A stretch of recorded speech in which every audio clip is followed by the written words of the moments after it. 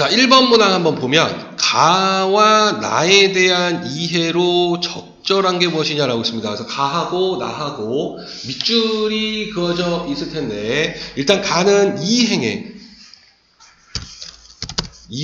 가가 밑줄이 그어져 있고 그 다음에 나가 지금 중략 다음에 마지막 부분에 있어요. 그러니까 중략 이후에 24번째이네. 뒤에 24번째 행에 칠보살 유산 때는 본관이 보냈기에 기생을 내려갔으나 돌아가니 호사스럽 불안하다. 다시는 기생이 못 오도록 지휘하라. 뭐 이렇게 이야기를 하고 있는 부분입니다. 그렇죠? 자, 그래서 이거에 대해서 적절한 게 무엇이냐, 즉 의미 파악을 하라고 이야기했네요. 자, 그다음 2번 기억부터 미음에 대한 설명으로 적절하지 않은 것. 밑줄이 그어져 있을 거고 지금 기억하고 니은이 중략 전에 그 다음에 나머지 디귿부터가 중략 후에 나와 있습니다. 자, 그 다음에 3번 문항 한번 보시면 자, 윗글을 바탕으로 할 때, 윗글을 바탕이니까 윗글이 근거란 거죠. A에 대한 화자의 인식으로 적절한 게 무엇이냐, 즉 A에 나타난 화자의 인식을 이야기하라는 거죠. 파악을 해봐라. 그래서 도대체 무슨 생각을 하고 있느냐라는 거. 자, 그 다음 4번 보기를 참고하여 윗글을 감상한 내용으로 적절하지 않은 게 무엇이냐 했습니다. 자, 이 북천가라는 작품에 이제 설명을 해준다는 거예요. 그렇죠? 그래서 윗글 보기를 참고하라 했으니까 먼저 읽어라. 정보를 제공해 주겠다. 그러면 이에 맞게 해석을 하라라는 거예요. 자, 북천가라는 이 작품은 매우 중요한 작품입니다. 반드시 여러분 잘 기억하고 있어야 돼요. 언제든지 수능에 출제가 돼도 아무도 뭐라고 말을 못하는 작품이야. 오케이? 자, 그래서 북천가는 작가가 이족판서 서기순의 비행을 고발하는 상소를 올렸다가 반대파의 함경도 명천으로 유배된 체험을 다룬 장편 유배가사이다. 자, 그래서 지금 비행을 고발하는 상소를 올렸어요. 올바른 행동을 한 거지. 근데 유배가 된 거야. 그렇죠? 장편 유배가사에 해당을 한다. 자, 이 작품에 담긴 작가의 두 가지 의식은 풍류에서 오는 흥취와 사대부로서의 체면이다. 자, 그래서 이제 작가의 두 가지 의식이 있는데 첫 번째 풍류에서 오는 흥경, 두 번째 사대부로서의 어떤 체면. 자, 유배 생활의 고난과 비애를 그리기보다는 자, 고난과 비애를 이야기한 것이 아니에요. 작가가 누리는 여유로운 생활, 그 다음에 기생, 군사랑과의 애정사에 초점을 맞추고 있다. 야, 유배를 갔으면 좀 반성하고, 그죠? 해야 되지 않겠습니까? 그런데 지금 스스로가 뭐예요? 자기가 잘못한 게 없다라고 생각하는 거야.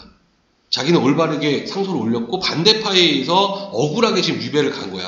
그러다 보니까 유배의 어떤 고난과 비애를 보여주면서 임금님한테 불쌍하게 보여가지고 저 복권시켜줘 이게 아니라 난 당당해. 그러니까 나 여유롭게 잘 지내고 있어. 라고 이야기를 하는 거야. 자, 그럼에도 불구하고 어떻게 되냐면 유배 생활을 가볍게 하는 것에 대한 당시 이제 사대부, 유배 생활이 가볍게 다루는 것에 대한 당시 사대부의 비난을 의식을 해서 표면적으로는 풍류 생활을 거부하고 반성하는 모습을 드러냅니다. 자, 아까 우리가 읽었던 동그라미 나 친 거 있죠? 그 부분이야. 아, 이제 기상 더 이상 부르지 마. 기생 부르지 마. 라고 했던 거, 그렇죠? 다시는 기생이 못 오도록 해야지. 막 이런 부분. 자, 한편 북천가는 기행가사의 구성을 보여준다라는 거. 유배지로 가는 여정에 따라 보거나 들은 경험을 기록하고 이제 여정에 따라 보거나 들은 경험을 기록했다라는 거. 이에 대한 화자의 주관적 반응을 나타내는 부분을 통해 잘 드러난다 이렇게 했습니다. 그래서 보거나 들은 경험 이거를 우리가 견문이라고 하죠. 견문. 그래서 견문은 듣다 견자에 그 다음에 보다 견자죠. 미안합니다. 보다 견자에 들을 문자입니다. 네. 헛소리를 하고 있어.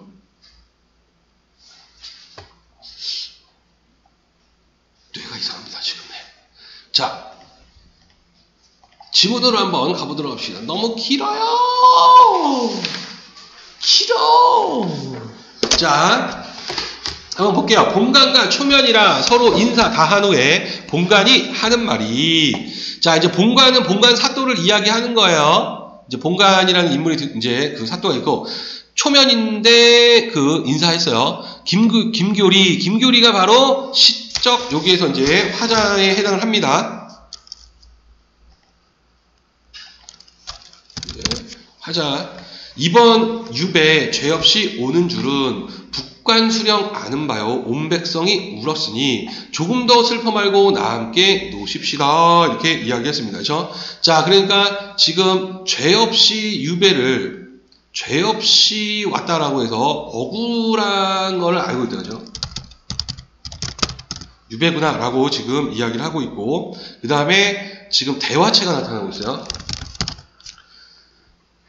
그래서 지금 말을 인용을 했죠. 대화체가 보인다라는 거. 그리고 이 화자에 대해서 우호적인 태도를 보입니다. 태도가 나타난다. 악풍, 기생 다 불러라. 오늘부터 놀자꾸나. 그러나 이내 몸이 유배 온 사람이라 꽃자리에 손님 대접 기생풍류 무엇이냐. 자, 그래서 지금 이 부분에서 지금 자기가 유배를 왔고, 그래서 기생풍류가 무엇이겠느냐라고 이야기했죠. 이 부분이 지금 뭐냐면은 그 표면적으로 거부를 하고 있는 건데, 바로 사대부들의 비난을 의식하고 있는 거죠. 일일이 물리치고 혼자 앉아 소이라니 경내 선비들이 소문 듣고 배우기를 청하며 하나 오고 두세 돈이 60명이 되는구나. 자, 그래서 숫자, 구체적인 숫자를 사용해가지고 표현을 하고 있죠. 자, 그래서 설득력이 굉장히 높아집니다. 그래서 그 본인의 능력, 하자의 높은 능력을 지금 보여주고 있어요. 책 끼고 와 배움 청하고 글재 내어 골라달라 부탁하네.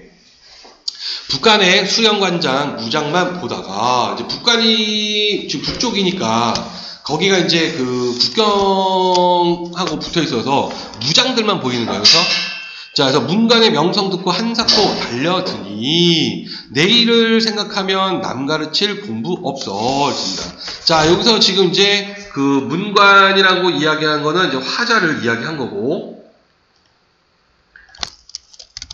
화자 자신을 이야기한 거고, 남 가르칠 공부가 없다라고 이야기해서 겸손한 태도를 보이고 있어요. 자, 아무리 사양해도 벗어날 길이 전혀 없어. 밤낮으로 끼고 앉아 근로 세월 보내도다.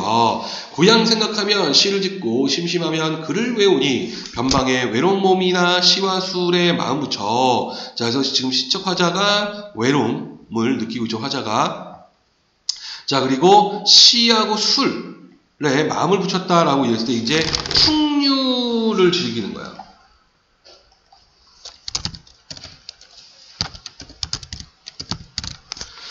그래서 여유로운 삶을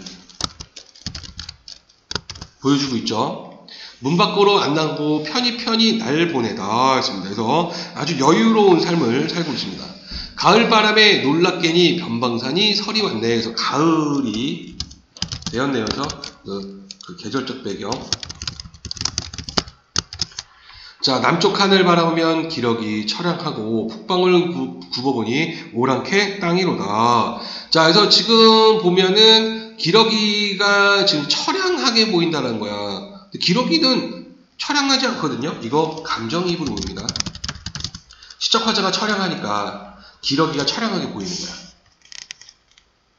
개가죽 상하이는 상놈이 다 입었고 조밥피밥 기장밥은 주민의 양식이네. 자, 이 부분은 이제 그 견문에 해당하죠.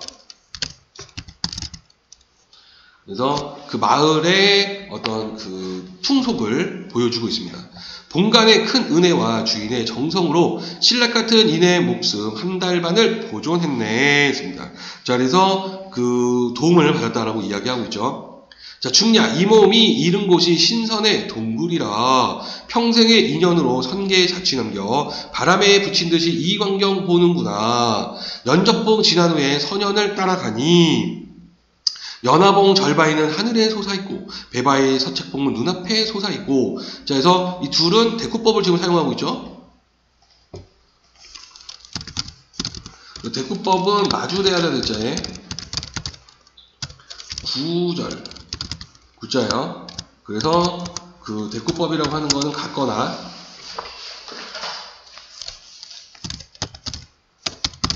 유사한 형태의 구, 절,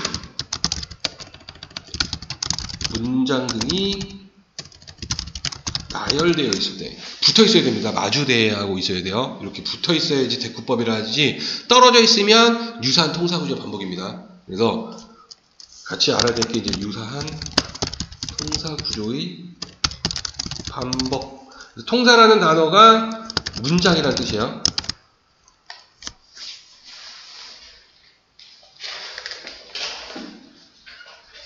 자, 다음 페이지로 한번 가보도록 하겠습니다. 자, 생왕봉, 보살복은 신선의 동굴이네. 지금 자기가 있는 곳을 자꾸 신선이 사는 세상이라고 이야기를 하고 있어요. 이제 그 만족감과 경치를 또 예찬하고 있는 태도를 우리가 파악해 볼 수 있겠습니다. 매양은 술잔 들고 만장황곡조 부르고. 자, 이제 매양은 기생으로 보입니다. 군산월 앉은 모습 분명히 꽃이로다 해서 은유법을 사용해서 이 군산월이라는 기생의 아름다움을 얘기하고 있습니다. 오동나무 검은고에 금실로 줄을 매어 대쪽으로 타는 모습 거동도 복건이와. 누가? 군산월이. 그죠? 갸냘픈 손끝에 오색이 영롱하다 해서 이 군산월의 그 모습을, 군산월을 예찬하고 있어요. 자, 너의 거동보니 군명이 엄하여도 반할 뻔 하겠구나. 자, 그래서 그 군명, 이제 그 임금의 명령이나 아니면 군대에서 그 명령을 따라야 되는데 이게 엄해도 반할 뻔 하겠구나. 그래서 그 군산월의 외양을 또 예찬하고 있어요. 미인 앞에 영웅열사 없단 말은 역사책에도 있느니라. 내 마음 단단하나 너한테야 큰 소리 치겠느냐. 본 것이 큰 병이요 안 본 것이 약일런가. 2000리 병경에서 단정한 몸으로 귀양살이 자란 것이 모두 다 내 덕이로다 해서 지금 이제 군산원에게 고마움을 표현하고 있어요. 그렇죠? 네 덕에 잘 지냈다라는 거. 양금 연주 끝낸 후에 절집에 내려오니 산승의 음식 보고 정갈하고 향기롭다. 자, 그래서 지금 이제 후각적 심상을 사용을 했고, 역시 견문을 본 것을 또 이야기를 해주고 있네요. 그죠? 이튿날 돌아오니 회상돼서 놀던 일이 전생인가 꿈속인가 하늘 끝 나그네가 이럴 줄 알았던가 했습니다. 자, 그래서 지금 군산월하고 놀았던 것이 그 꿈인지 생시인지, 그죠? 전생에 있었던지 막 이렇게 너무 아득하게 느껴진다. 그러니까 그만큼 즐거웠다는 거예요. 그죠? 흥다하여 돌아와서 순호불러 분부하되 칠보산 유산 때는 본간이 보냈기에 기생을 데려갔으나 돌아와 생각하니 호사스러워 불안하다. 다시는 기생이 보도록 지휘하라 이렇습니다. 그래서 이 부분이 또 역시 사대부들의 비난을 이제 신경을 쓴 거죠.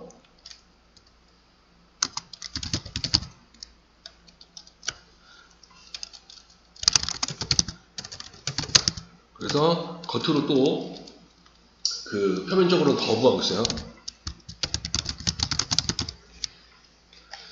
자, 선비만 데리고서 시집고 술 마시니 풍류를 또 즐깁니다. 청사는 그리 되어 술잔에 떨어지고 녹수는 그림되어 종이 위에 단청된다. 자, 두 개의 행도 역시 대꾸법을 사용하고 있네요. 군산월 고운 모습 꿈에서 깬 듯하다 했습니다. 그래서 이 군산월이 얼마나 예뻤길래 지금 그 잊지를 못하고 있네요. 그죠? 자, 그럼 1번 문항으로 한번 가보도록 하겠습니다. 가와 나에 대한 이해로 가장 적절한 게 무엇이냐? 4번 한번 보면 가는 상대를 위로하며 행동을 권유하는 말이다. 그렇죠? 위로를 하고 그 다음에 행동을 권유하고 이제 술 마시러 가자, 놀러 가자 라고 이야기를 했어요. 그렇죠? 자, 나는 행동에 불안감을 느끼고 있다. 그렇죠? 그래서 지금 나에서 보면 불안하다라고 이야기했어요. 그래서 4번이 맞는 말이구나.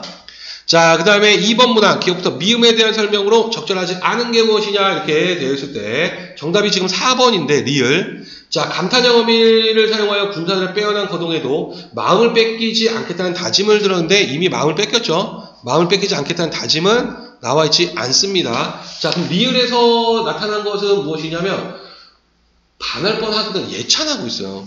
그렇죠? 군산월의 미모를 예찬을 하고 있는 거지 마음을 빼앗기지 않고 이미 빼앗겼습니다. 그죠? 네. 자, 그 다음에 이제 3번으로 한번 가보면 윗글을 바탕으로 할 때 A에 대한 화자의 인식으로 적절한 게 무엇이냐라고 그러죠. 자, 정답 3번인데 보면 본관이 보내준 기생들과 함께 어우러져 흥겹게 보냈던 아득한 순간으로 여긴다 이렇게 됐을 때 얘는 어디서 할 수가 있냐면 중작 이후에 즉 A 바로 아니다 미음 밑에 21행이에요. 중작 후 21행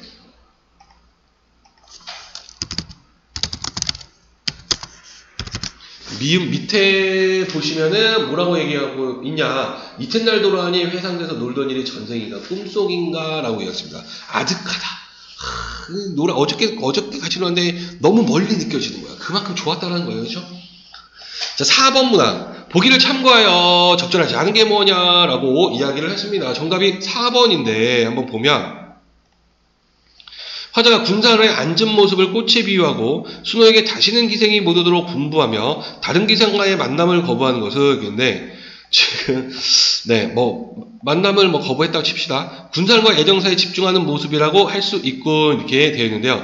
다시는 기생이 못 오도록 분부한 것은 그 다른 기생과의 만남을 거부해서 군사과 애정사에 집중하는 것이 아니라 사대부들의 비난을 의식한 거예요. 그렇죠? 의식했기 때문에 겉으로 이제 기생은 부르지 마 라고 이야기한 거지 군산을만 내가 사랑할 거야 이거는 관련이 없어요. 그렇죠? 그래서 보기에 이제 다섯째 줄하고 연결이 됩니다. 그렇죠? 보기에 다섯째 줄 그래서 줄 위에 여기 봐봐. 당시 사대부의 비난을 의식하여 표면적으로 풍류생활을 거부하고 반성하는 모습이 나타난다라고 볼 수가 있는 거예요. 그래서 4번이 정답이다. 자, 여기까지 혹시 질문 있으신 분 있나요? 없어요? 없으면은 다음으로